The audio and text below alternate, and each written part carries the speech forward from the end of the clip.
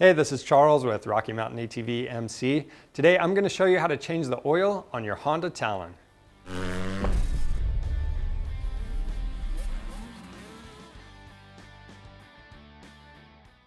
Something unique about these Honda Talons is that they use a dual clutch transmission that uses regular gears and two clutches that are wet instead of a CVT and a belt drive.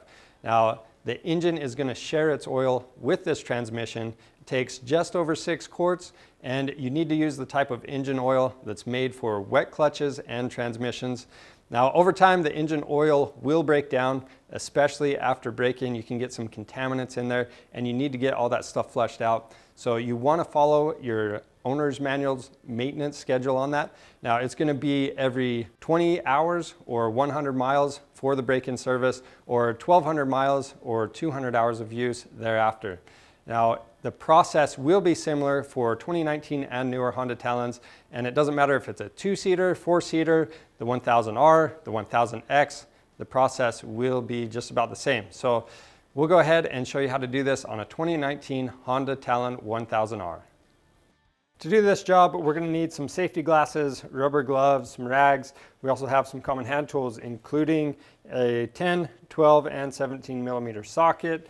And then we have our drain pan, funnel, a Tusk oil change kit. Now this kit is going to come with 7 quarts of your choice of oil, the engine oil filter, and then 2 crush washers. It does not come with the DCT oil filter. Now this one, the part number is going to be listed with the oil change kit, but since this oil filter is changed every other service, it does not come in the kit. So other than that, we're going to use contact cleaner, and you always want to refer to your model specific service manual for more information and specs. To get started, we're going to run our machine in a well ventilated area.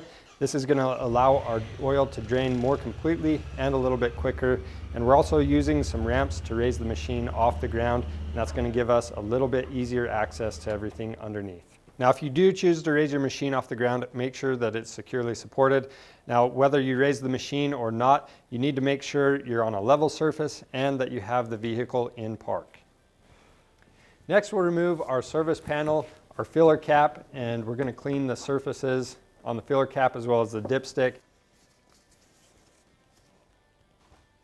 Now, the dipstick is located on the left side of the machine under the rear fender, and then we'll put our drain pan in place.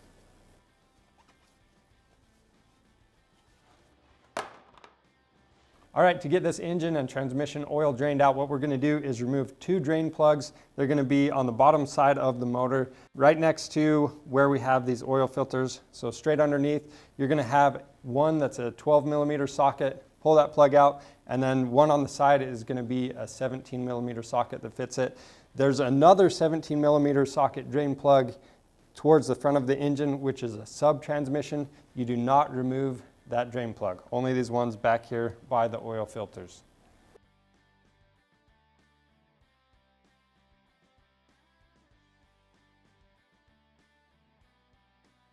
While we wait for all the oil to drain out, what we're going to do is clean the surfaces around both of our oil filters. We're changing both of them out this time because we're at that interval. You don't want to get any dirt in there, and this top one is for the engine oil filter. Bottom one is for that dual clutch transmission.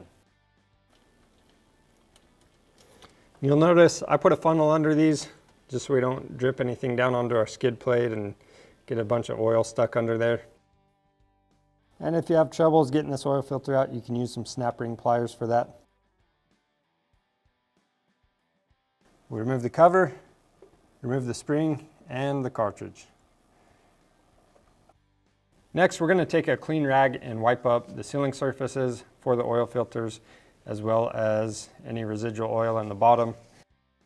Now for the oil filter covers, we're going to wipe down the sealing surface on the O-ring, and you also want to inspect that O-ring, make sure it's not damaged, and if it's flattened or there's any cuts or tears in it, you want to get it replaced. Now for the oil filters, we're going to apply some oil to these rubber grommets. And we'll go ahead and set these in place. Now it's really critical, both of these rubber grommets are going to be facing towards the inside of the engine. After that, we can install both of our springs Make sure you don't drop these. And if you have to, you can use a little bit of grease on the end to hold them in place. And then for these filter covers, we're going to apply just a little bit of oil to that O-ring. Then we'll bolt both of these covers down. All the bolts on these are going to be 9 foot-pounds.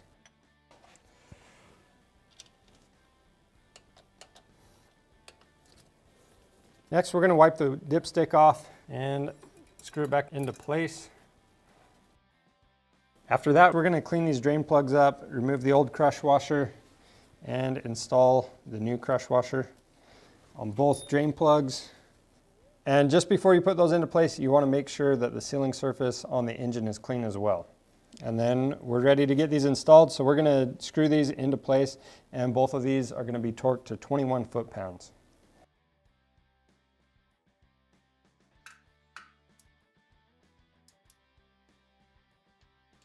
The next step is to fill our engine up with 6.1 quarts of oil. So we're just going to start with 6 quarts.